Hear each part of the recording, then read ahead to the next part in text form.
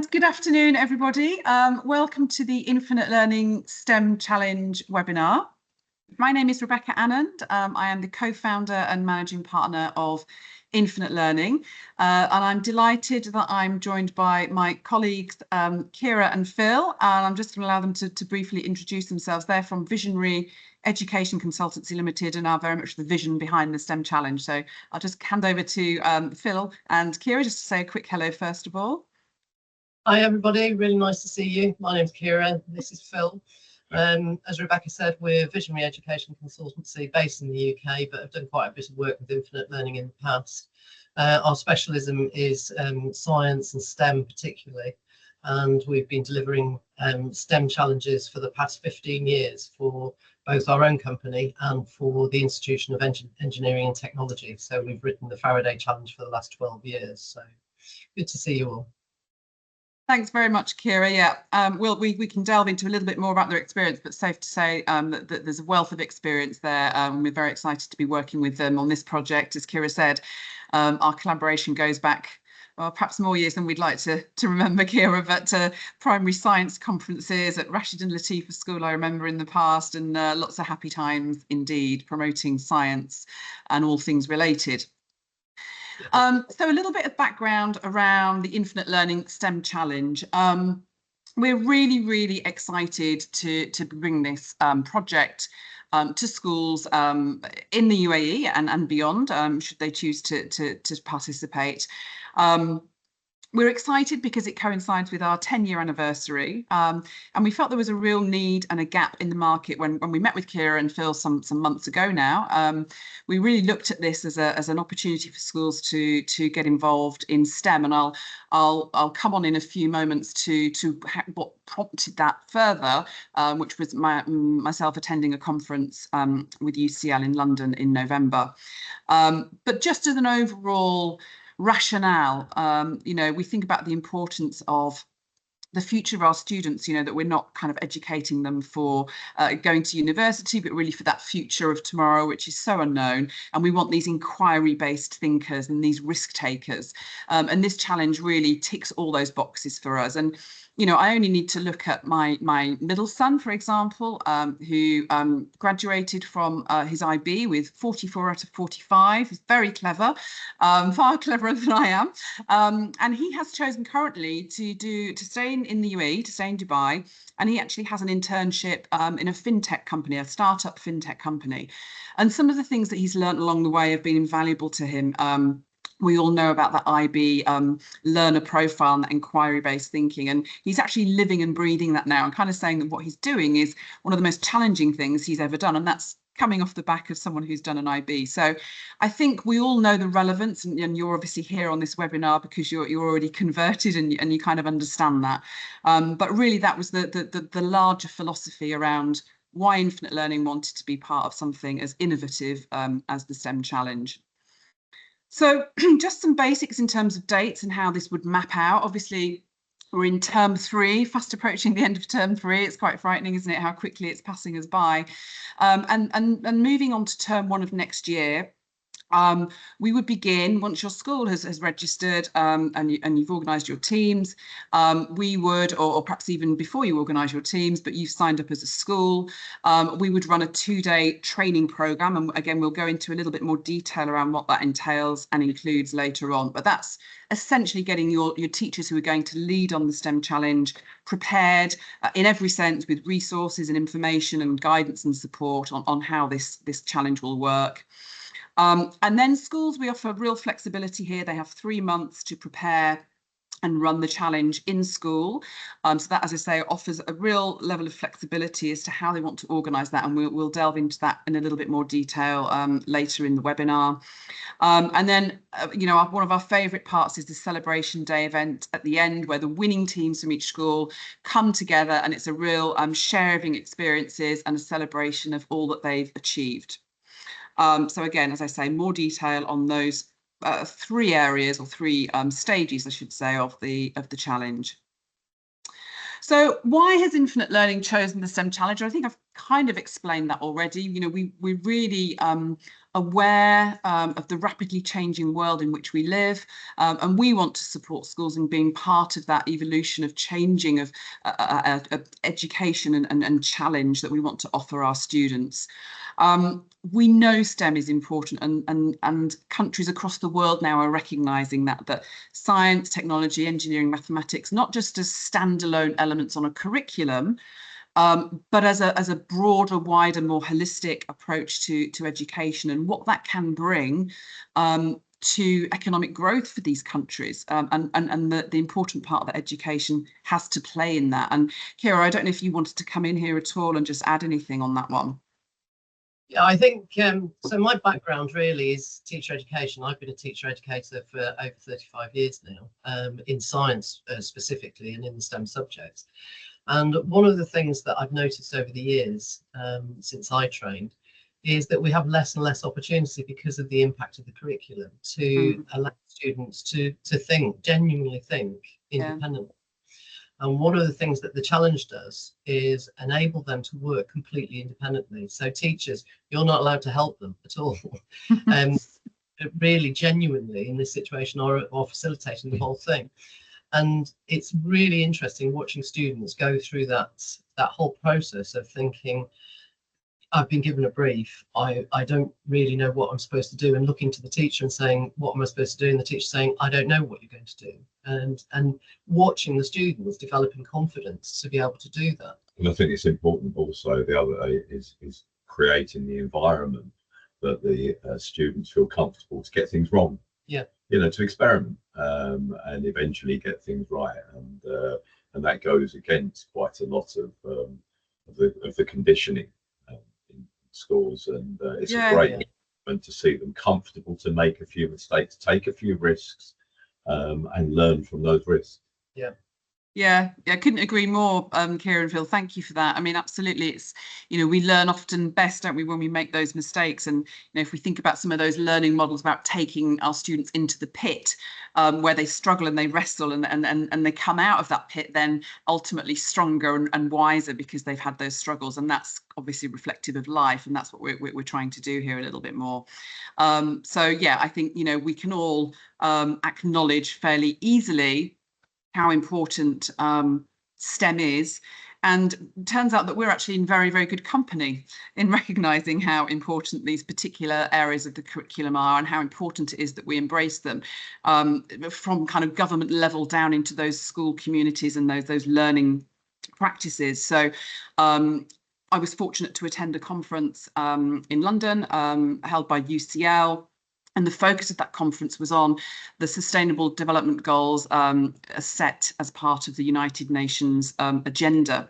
And in particular, the Sustainable Development Goal number 4 is around quality education. And I've included a couple of links here. And I think in the chat, we've included links to the brochure version of this PowerPoint. So those links are available in there, and also to our website page. So you can access those links as well. But they're really, really interesting read of documents. You may well be aware of them. I'm sure you probably are, but it really struck home with me that at a global level, we are trying to focus on these areas. If we think about sustainable development, it's precisely those different curricula, science, technology, maths, etc., that are going to really push forward those goals. So for me, that was really, really important. And, you know, when I spoke to Kira and Phil about this, they said, absolutely. And this is really at the core of everything that the challenge offers. So I think being able to expose your students to something and allow them to see that they're actually working in a piece that's far bigger than themselves.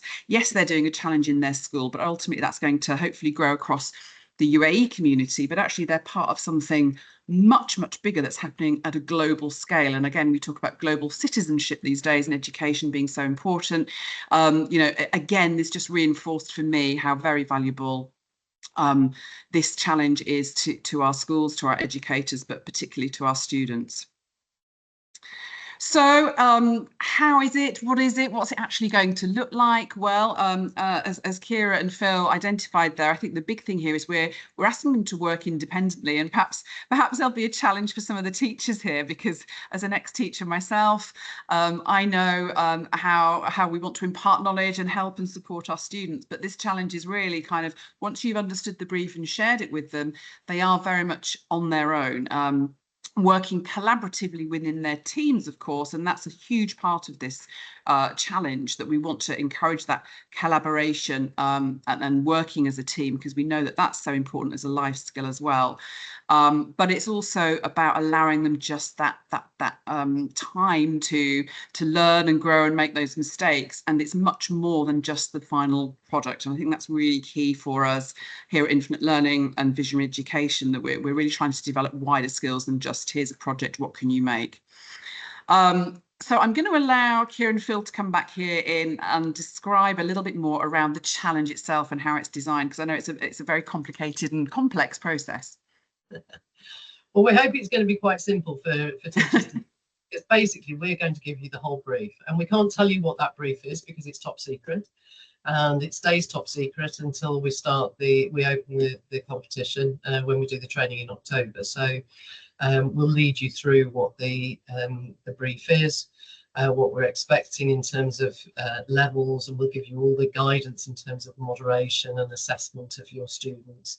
The good thing about the challenge is the students are always given the assessment criteria. So it's for those of you who've been banging your head against the brick wall and saying to students assessment criteria are really important, and this will actually support that whole process, because if the students read the assessment criteria, they know exactly how to gain points and what to do to get maximum points and hopefully win and represent their school in the final celebration event.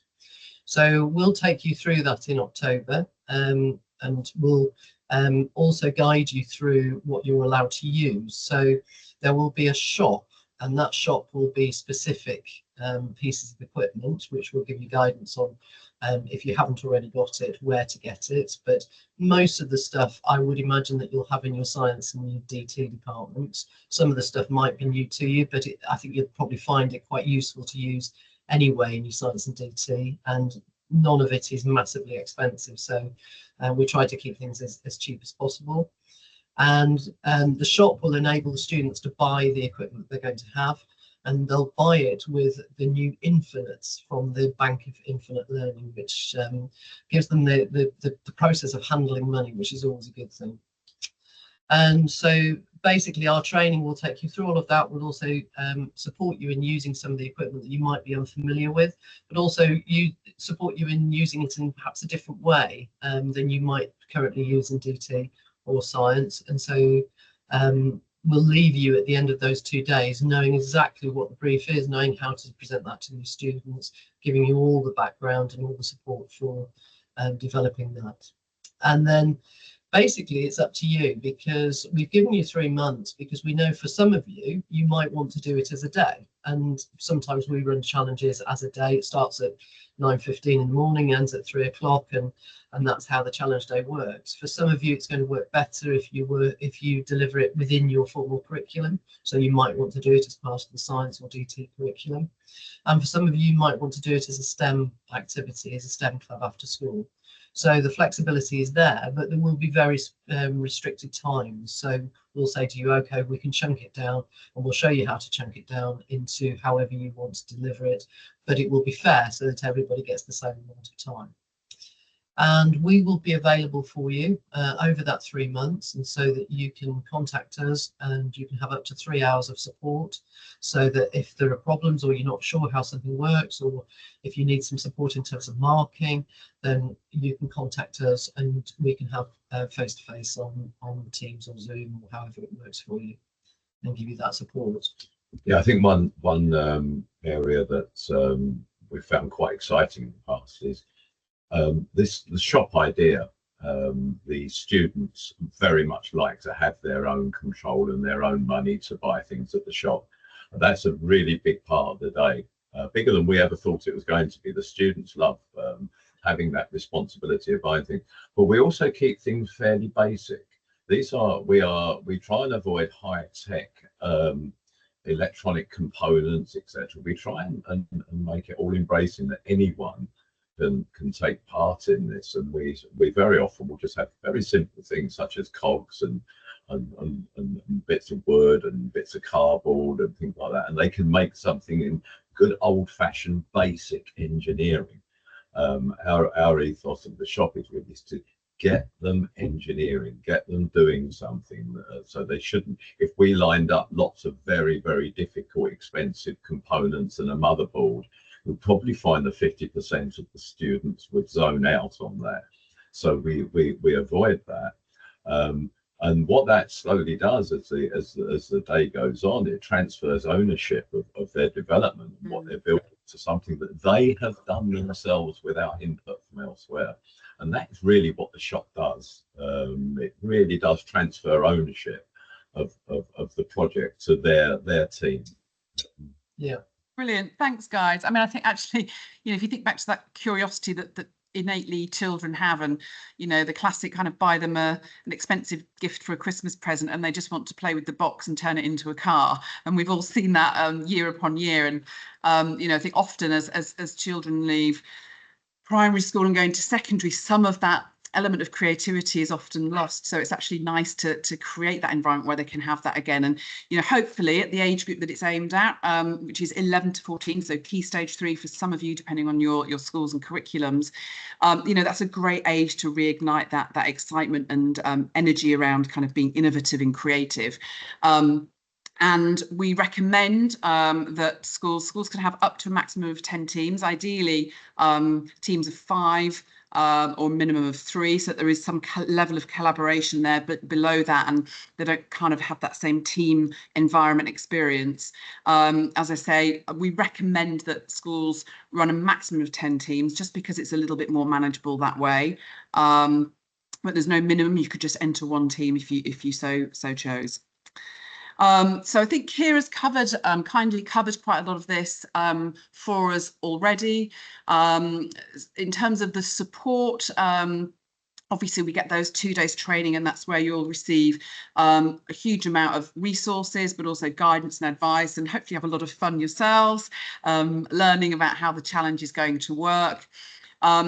We've kind of broken it down here for you, and I'll just give you a quick overview of this, because again, as Kira said, we would go over this in more detail over those 2 days, but we've estimated it's approximately 7 hours to complete the challenge, and you could break that down into different phases. So you could have one session for an hour with your students where you brief them, you introduce them to the concept of the challenge, and you set the brief with them. Then they have their planning phases, and they identify problems, generate ideas, selection of their team roles. So by this point, prior to that session, they would have agreed what groups they're going to be in. And then the development. So the Infinite Learning Shop, as has been described, will be open, and students can purchase the items to build their prototypes. Now, that could be one session of 3 hours, or it could be 3 sessions of 1 hour. Again, a lot of flexibility here for you. An important part of it, as we know, life skills, being able to present confidently your ideas is so invaluable, isn't it? And my daughter's actually doing BTEC now, and that's in business, and that's a huge part of what she has to do. And is really enjoying that element of the program, because it's real life skills that she's learning. So we try and introduce that early on. And again, as I've said, we would suggest a maximum of 10 teams, and that's a really nice number to work with, actually, because they're all learning from one another as they go through the challenge. The challenge shop, again, as Kira's explained, so there's a quick highlight of what the infinites might look like. I was very excited about having the Bank of Infinite. I'm not sure if I need to register that somewhere with the Bank of the UAE or whatever, but yeah, us having our own infinite notes was quite appealing, and as Phil has highlighted, that's a really important part for the students. They love having that buying power, that literally that currency to sort of mold their own project as they wish.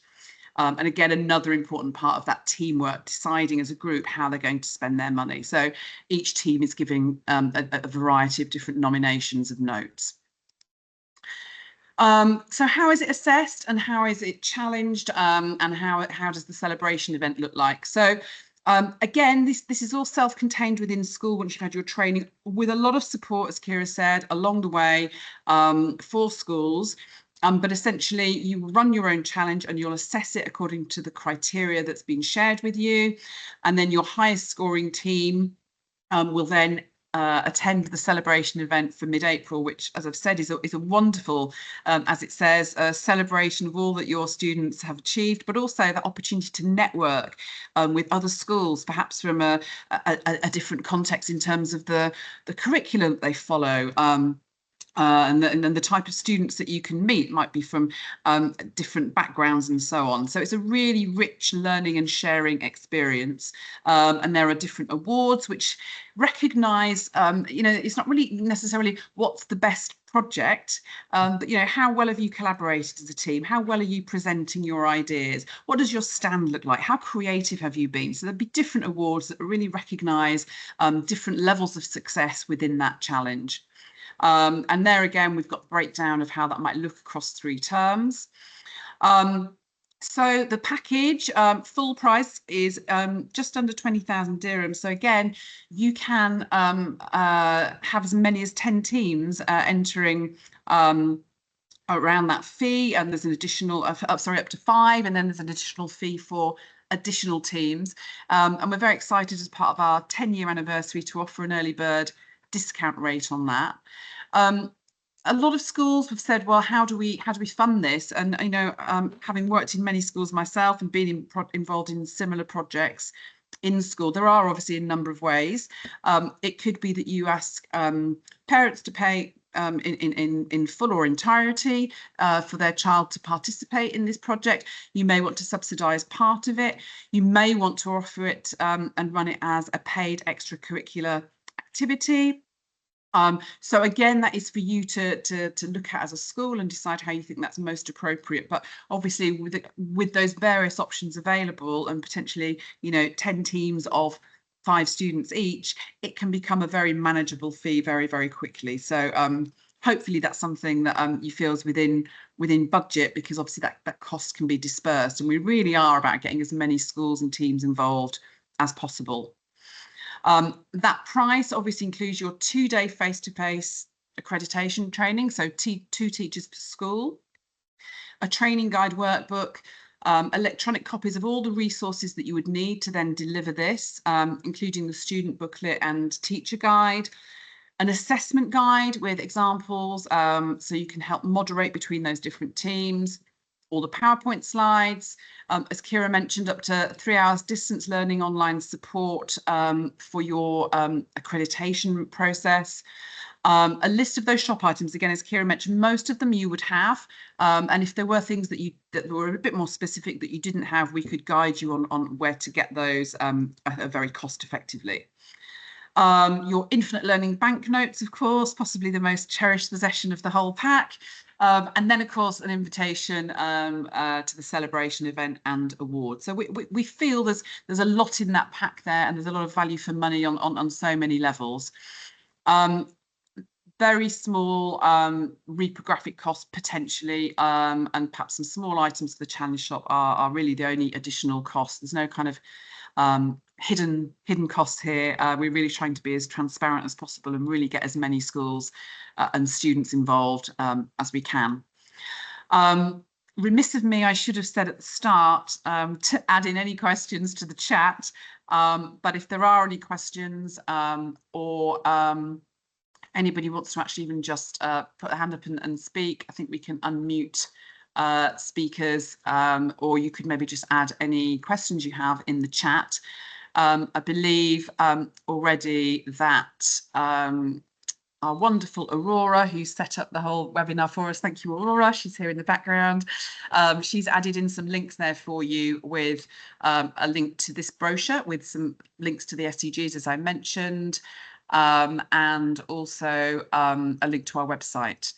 And there's further information around Phil and Kira and their fantastic experience and expertise that they bring to the table with this. And we're very proud to be collaborating with them on this project. maybe a question there actually for you. I can see one. Can we have an example of a previous challenge, please? And someone else has given that a thumbs up. I think maybe people are getting, maybe just getting an idea of what it involves, whether that's something you can describe rather than share as a document. I'm not sure how you could respond to that, Kira. Yeah, I mean, we can't give you an example of a previous UAE Infinite Learning Challenge because we don't have one. This is the first one, but what we can describe to you is the kinds of things that we've done before. So if I describe one and Phil describes one, that will probably give you an idea. It's probably going to hit me now because I'm going to choose what I think is my favourite, and it might be his favourite. But we did a challenge on behalf of the Institution of Engineering and Technology, which was working in association with a company or a group called IHEAM, which is all about engineering in healthcare environments. And the challenge was all about making something to make a child feel more comfortable when they went into hospital. So what would you do for that child, or possibly a family member?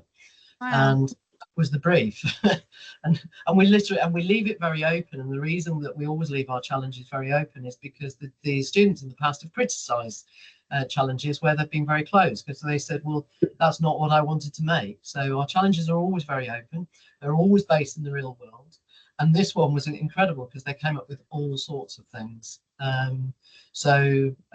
One of the students, one of my favourites, was that they made a teddy which was had a solar panel in it, which meant that the child had to go outside to play to get to light up and make noise. And it was to encourage them to go outside because they can become a little bit institutionalized.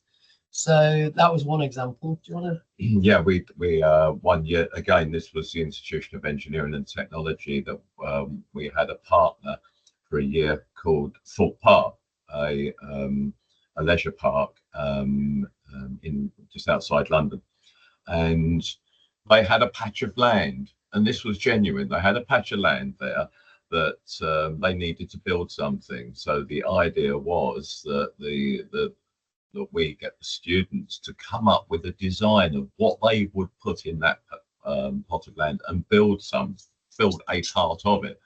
And one of my favourites there was they designed a kind of coffee bar to be put in this plot of land. They didn't want different sized chairs for children and adults, so they designed chairs that actually lifted up to the height of the person, little servo motors. So they built a simple chair that lifted up, so therefore the families could all sit together. Very, very clever.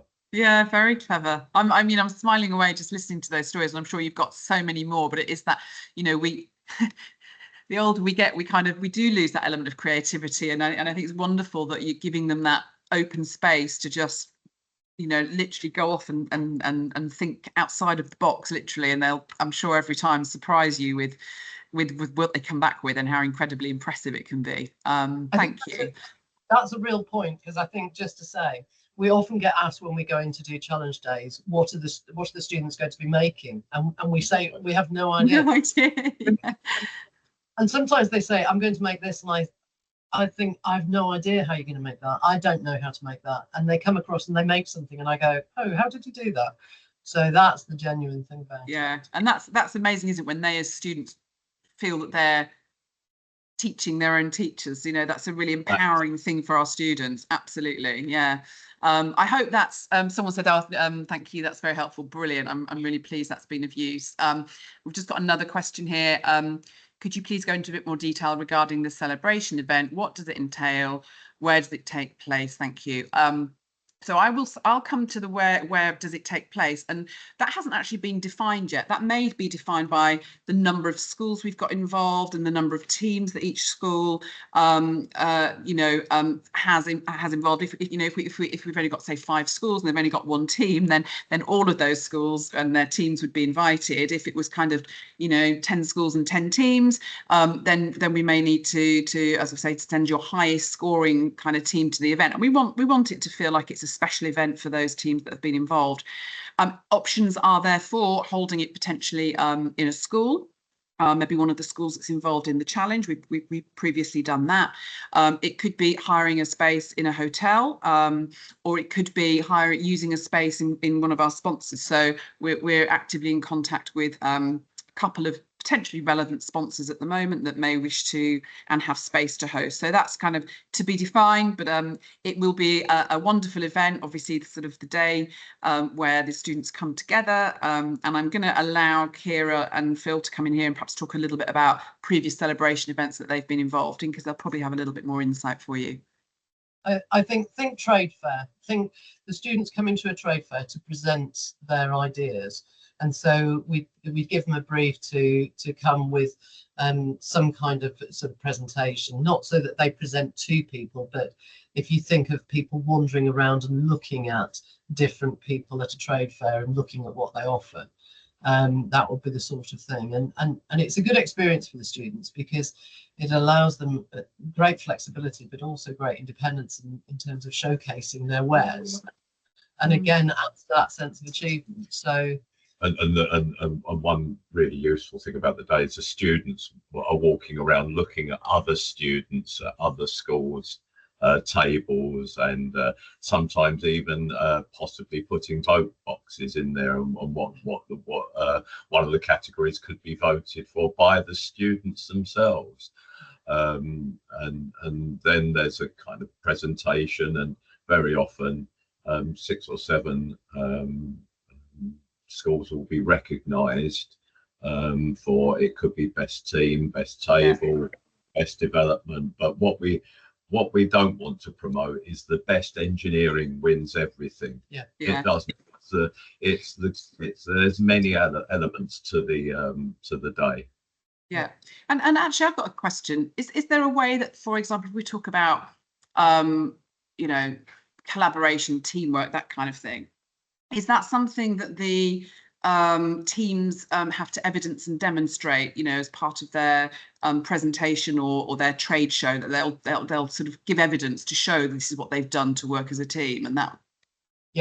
So I mean, part of the criteria in terms of the marking of them doing the actual challenge is based on teamwork, and so they have to demonstrate that in order to get a good mark, and that is, you know, a significant number of marks, because we feel that this is really important. I mean, one of the things that we're told regularly by engineering companies is that academia on its own is not good enough to be a good engineer, and it's such a collaborative thing, and the opportunities and willingness to collaborate, not just with people working alongside with, but across the world. So you know, we'd be having this kind of meeting with an engineer in Italy, and we need to be able to collaborate in that way. So that's a real strength, and then that would be part of the brief in terms of presenting, if you like, their wares at this trade fair. And we'd like to think of it as a trade fair because it is about promoting themselves and demonstrating what they can do. Yeah, and I think, you know, actually, again, sort of keep talking about my children, but I think that shows that I'm relevant, and that my interest in learning is still relevant, because I have children of that age, one who's about to graduate actually, and one who's in the world of work, and one who's sort of in her final year next year at the sixth form. But she's looking to get some work experience at the moment, actually, as part of her BTEC, and it's actually proven quite challenging to find spaces. But I think these kind of experiences demonstrate kind of real life experiences, and I think that really helps on your CV or job applications or university applications, that you've been part of something like this. And again, as I say, if we can link it back to that global piece around UNESCO and their Agenda 2030, I think that's so powerful for these young people. And you know, nothing to say that something that they design in this challenge can't actually go on and become a a real life prototype. And I think that the fact that it's based in real life is incredible. And then the other part of the real life that we insist on as well, which is part of the training, is that the students are not called students during the day. They're engineers. Yeah. Oh, I love that. Out to them, say engineer, and this is an engineering lab, and you are now engineers. And we would be training people to call them engineers all day. And eventually, what happens during the day or the session is the adults in the room don't exist anymore. The teachers become irrelevant because the engineers get engrossed in in their project. That's what we aim for. Sorry. I was just going to say the interesting thing is the example I gave to you about the Children's Hospital. IHEAM was so impressed by the 5 finalists that went to that final for IET. Sorry, that it always happens, doesn't it? They were so impressed that what they're doing is they're actually working with all 5 teams, and they're now about 4 years into a 5-year project, and all 5 ideas are going to be incorporated into a new children's hospital that's being built in the UK. So that's we incredible. try and make these as relevant as possible, because the students, you know, all the things that you're talking about, sustainability, they need to think of those things, because we have no idea what jobs these students are going to be doing in the future. We'd like to predict it, but honestly, I'm coming across jobs now that I never even imagined would be in existence. So what it's going to look like in 20 years' time, we don't know. So those skills are absolutely paramount. Yeah, no, absolutely vital, and that's absolutely amazing to hear that story of how that project has actually gone into impact real life in such a positive way as well, in terms of, you know, supporting young children in hospitals. Oh, it's just phenomenal. I'm just coming back to another question here from Georgina. We'd want to run this event across an entire year group and then select winners from that. Would we select one group only for the celebration event? I think what we would try and do, Georgina, is kind of reflect the number of teams that a school has entered into the celebration event, because we would want to include as many as possible. With this being the first time that we've run this in the UAE, and obviously this being the sort of the first info webinar, we're still a little bit unsure of the response, but certainly we would do whatever we could do to support you and make sure that you got involved and felt that it was a worthwhile process and final outcome for you. So we would definitely work with you on that. I don't know if anyone's got any further questions. If you do, you've got any interest in this at all, please feel free to contact me directly. My email, I can put it in, actually, maybe Aurora, could you just jot in my email in there for them? So you can contact me directly, or obviously you've got information on the website. Any specific questions that I can't answer, I will always go back to Phil and Kira and I'll get straight back to you. I really hope that's been interesting for you. I've actually learned a couple of things along the way myself, because this is all quite new, but I'm personally, hopefully, as you can tell, very excited about this. And I think this can be tremendous for schools across Dubai, the UAE, and potentially beyond. So I hope that you are going to be our precursors and be the first to join us on this exciting journey. As I say, please feel free to contact me if you've got any questions. Other than that, thank you so much for joining us. Thank you for your time, and wishing you a rest of the lovely afternoon. Bye.